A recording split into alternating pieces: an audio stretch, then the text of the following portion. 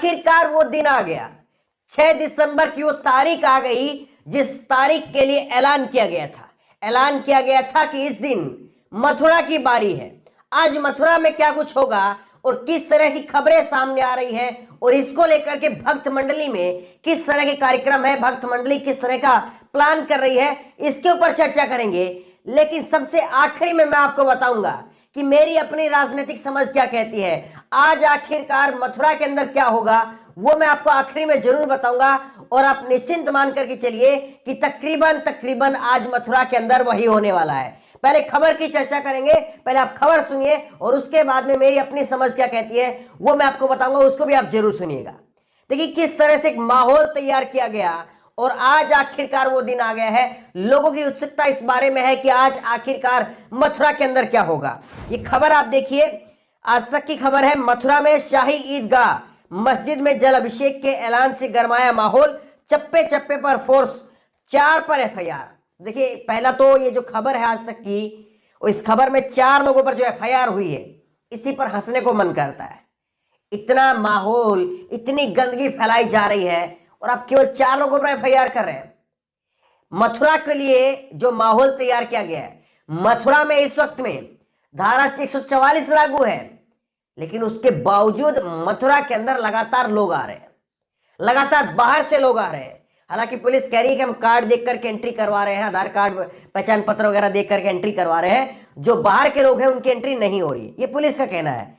ये खबर आप देखिए, मथुरा में हाई अलर्ट, कृष्ण जन्मभूमि पर पुलिस का पहरा। तो मथुरा के अंदर जो है, मथुरा में और मथुरा के आसपास जबरदस्त तरीके से हाई अलर्ट है और बाहर के जो भी लोग आ रहे हैं पुलिस कह रही है कि हम उनका कार्ड चेक कर रहे हैं, लेकिन उसके बावजूद बड़ी संख्या में जो है वो लोगों का जुटना शुरू हो गया है। सोशल मीडिया पर जल्दी जल्दी से आपको बता देते हैं कि क्या कुछ जो है वो भक्त मंडली प्लान कर रही है और किस तरह से जो है वो सोशल मीडिया के ऊपर गंदगी फैलाई हुई है। और केवल 4 एफआईआर हुई है। ये मैं कुछ एक आपको स्क्रीनशॉट दिखाता हूं, इनको लेकर के आपको कहना चाहिए, आप कहेंगे कि हाँ ये कम है, और ज्यादा होना चाहिए था। ये आप देखिए, एक ट्विटर यूजर है गोविंद ठाकुर, इन्होंने लिखा है, कृष्ण कन्हैया हम आएंगे, माखन वहीं खिलाएंगे, ये मंदिर वहीं बनाएंगे। उसी से डायलॉग जो है बनाया गया है। एक और है सिद्धार्थ के नाम से ट्विटर यूजर है, इन्होंने लिखा है, अयोध्या काशी में भव्य मंदिर निर्माण जारी है, अब मथुरा की तैयारी है। और यहाँ पर देखिए जो मथुरा की शाही मस्जिद है उसके ऊपर एडिट करके जो है भगवा झंडा लगा दिया गया। वास्तव में ये नहीं लगा है, वैसे की वैसी मस्जिद है, लेकिन अब लगा दिया गया है। अब देखिए ये कुछ एक और देखिए आप, उज्जवल साहू के नाम से है, हे खाना हम आएंगे, माखन मिश्री खाएंगे, आपका मंदिर वही बनाएंगे। ये वही पुराना नारा 1992 वाला, ये वही पुराना नारा जो है लगा रहा है। ये कुछ एक जो है फैक्ट दिखाया जा रहा है कि 1670 में औरंगजेब ने मथुरा के कृष्ण जन्मभूमि पर मंदिर को तोड़ करके मूर्तियों को बेगम साहिबा मस्जिद, ये तमाम जो है फर्जीवाड़ा वो सब कुछ फैला जा रहा है ताकि व्हाट्सएप यूनिवर्सिटी के जरिए एक माहौल बनाया जाए। एक सनातनी हिंदू प्रशासक समिति इसके नाम से है, फिर कार सेवा होगी, इन पर गोली नहीं, पुष्प वर्षा होगी योगी आदित्यनाथ। ये योगी आदित्यनाथ का जो बयान है वो बयान हमने पहले आपको दिखाया था, वो बयान झाप करके जो है दिखाया जा रहा है। तो अब क्रोनोलॉजी कहां से शुरू हुई थी, कहां से जो है पूरे मथुरा का प्रकरण की जो है वो शुरुआत हुई थी और इसके पीछे केशव प्रसाद मौर्य की एंट्री के पीछे क्या वजह थी, केशव प्रसाद मौर्य के लिए क्या कुछ चला जा रहा था, क्या प्लान था, वो आपको बताएंगे। ये देखिए योगी देवीनाथ हैं, इन्होंने भी ट्वीट किया है, now it's time to purify Mathura, Mathura का शुद्धिकरण का समय आ गया है। एक और है ट्विटर यूजर है, ये भी ब्लू टिक वेरीफाइड है, इन्होंने भी लिखा है, get ready for restore our Krishna जन्मभूमि, मथुरा आएंगे, माखन चढ़ाएंगे। और वही जो है वो एडिट करके फोटोशॉप के जरिए जो है वो फोटो वो लगा दिए गए हैं, झंडे लगा दिए गए मस्जिद के ऊपर कि हमने देखिए ये यहाँ पर झंडे लगा दिए हैं। लेकिन आखिरकार मथुरा में आज होगा क्या? ये तो वो है जो छुटवैये कह लीजिए आप उनको, चाहे 2-2 रुपए के ट्वीट वाले कह लीजिए, कुछ भी कह लीजिए आप, IT सेल कह लीजिए। असलियत में मथुरा में आज क्या होगा? पुलिस कह रही है 144 लगा दी है, पुलिस कह रही है मथुरा के अंदर यहाँ पर कोई कार्यक्रम नहीं होगा, पुलिस कह रही है कि हमने आसपास के जिलों में जो है वो कार्यक्रम कर दिया है। तो आज आखिरकार होगा क्या, इस पर मैं अपनी निजी समझ मेरी क्या है वो मैं आपको बताऊंगा, लेकिन एक छोटा सा बयान आप देख लीजिए फिर उस पर बात करते हैं। अखिलेश यादव बताएं, कृष्ण जन्मभूमि पर भव्य मंदिर का निर्माण हो या नहीं हो। ये केशव प्रसाद मौर्य ने पूछा है अखिलेश यादव से कि अखिलेश यादव बताएं कि यहां पर कृष्ण जन्मभूमि का मंदिर निर्माण हो या ना हो। अब यहां से जो है मैं अपनी बात की शुरुआत करता हूं। देखिए, पहले अब मैंने लगातार अपनी वीडियो में कहा है कि योगी आदित्यनाथ ने जो बयान दिया था, योगी आदित्यनाथ ने कहा था कि अगली बार जो कार सेवा होगी मथुरा के अंदर, बीजेपी को आप सत्ता में बनाए रखिए, तो अगली बार जो कार सेवा होगी वहां पर जिन्होंने गोलियां चलवाई थी कार सेवकों के ऊपर, अब वो पुष्प वर्षा करेंगे। ये योगी आदित्यनाथ की तरफ से कहा गया। अब योगी आदित्यनाथ अगर अखिलेश यादव से सीधा इस पूरे मसले पर अगर डायरेक्ट 1 to 1 अगर उनसे भिड़ंत करते तो फिर मैसेज गलत जाता है। मैसेज फिर वही जो है वो जो छोट पिछड़ी जातियों के अंदर वो जो भेजने का मैसेज है वो पहुंच नहीं पाता, वो ठाकुर वर्षित जो है पिछड़ी जाति बन जाता और पिछड़ी जातियां जो है वो लामबंद हो जाती ठाकुरों के खिलाफ या अगड़ी जातियों के खिलाफ, आप कह लीजिए इसको। उत्तर प्रदेश की राजनीति में जाति एक बड़ी सच्चाई है। अब देखिए किस तरह से केशव प्रसाद मौर्य की इसमें एंट्री करवाई जाती, और केशव प्रसाद मौर्य जो खुद जो है वो मौर्य जाति से आते हैं, पिछड़ी जातियों में गिना जाता है, ओबीसी है।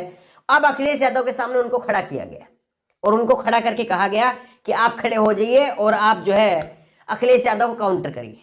ये इन्होंने यहां से काउंटर करना शुरू किया। लेकिन अब आप बताते हैं कि वहां पर आज मथुरा में होगा क्या। मेरी राजनीतिक समझ ये कहती है हालांकि जो होगा वो जो है देखा जाएगा और बताया भी जाएगा, लेकिन मैं यही चाहता हूं यही हो, और मेरी राजनीतिक समझ भी यही कह रही है हाँ यही होगा। मथुरा के अंदर आज कुछ नहीं होगा। ये बहुत बड़ी जो है खबर मैं आपको बता रहा हूं, और शाम तक जो है इस खबर को मैं आप दोबारा से बताऊंगा।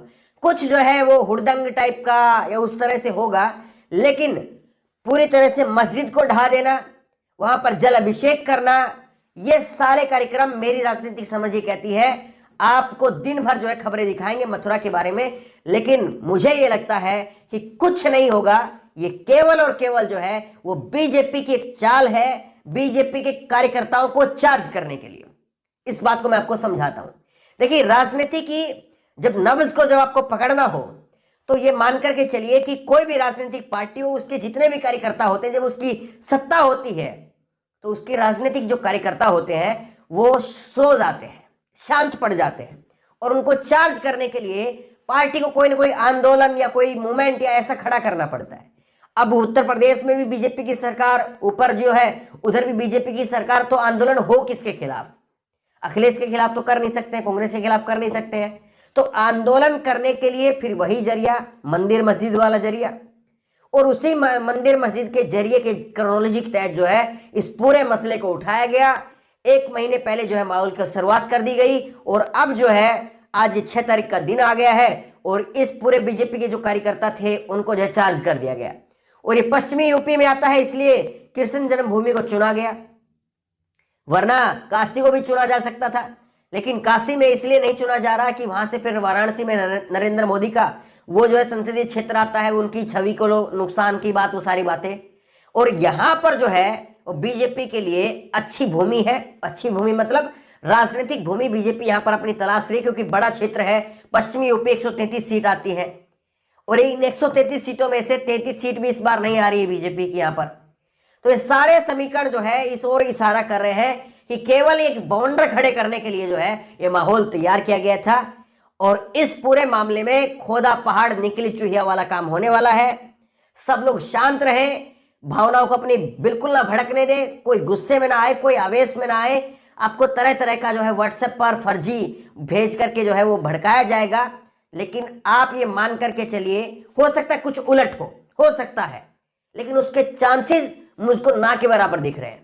जो सारे समीकरण मैंने देखे हैं उसके हिसाब से मुझे लग रहा है कि ना के बराबर उस तरह से स्थिति होगी, और इसीलिए जो है ये केवल ये दिख रहा है, ये प्रोपेगेंडा केवल अपने वर्करों को, अपने कार्यकर्ताओं को जो है चार्ज करने के लिए, उठाने के लिए, जगाने के लिए जो बीजेपी की तरफ से किया गया था कि वो चार्ज हो जाए। इलेक्शन में हमको जरूरत पड़ने वाली है और मंदिर के नाम पर ही वो चार्ज हो सकते हैं। बहरहाल आज दिन भर जो भी कुछ होगा वो आपके सामने जरूर रखेंगे, लेकिन आपका मानना क्या है? क्या बीजेपी के अंदर वो ताकत है? क्योंकि दौर बदल चुका है, वो 1992 का दौर था, ये 2022 का दौर है।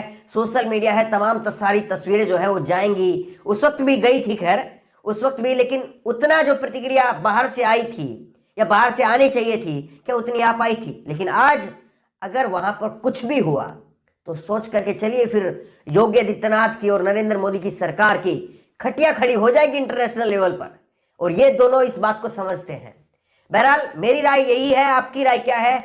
आज वाकई मथुरा के अंदर क्या होने वाला है, और आप क्या चाहते हैं कि आखिरकार क्या हो? क्या शांति बनी रहे, या आप चाहते हैं कि वहां पर कुछ जो है बदलाव हो? आपकी राय क्या है?